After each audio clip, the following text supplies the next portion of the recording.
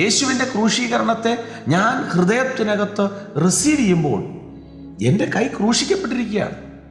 ഞാൻ ജഡത്തിൽ സഞ്ചരിക്കുമ്പോൾ ദൈവഹിതമില്ലാത്ത വിഷയങ്ങൾ ഈ കൈ ചെയ്യാൻ വേറൊരാത്മാവ് സംസാരിക്കുന്നെങ്കിൽ പരിശുദ്ധാത്മാവിൽ പറയണം, ഇല്ല, ഞാൻ ക്രൂശിക്കപ്പെട്ടിരിക്കുകയാണ്.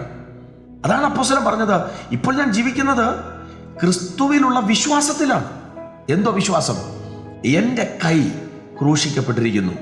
ഈ കൈ കൊണ്ട് എനിക്ക് വേറൊരു മേഖല കൈകാര്യം ചെയ്യാൻ പറ്റത്തില്ല എന്ന് ഗലാത്യ സഭയോട് ആത്മാവ് സംസാരിച്ചെങ്കിൽ ഈ സന്ദേശം കേൾക്കുമ്പോൾ പ്രിയരെ, ക്രൂശിക്കപ്പെട്ടു എന്ന് പറഞ്ഞാൽ പോരാ, എൻ്റെ കാല് ക്രൂശിക്കപ്പെട്ടു എന്ന് പറഞ്ഞാൽ പോരാ.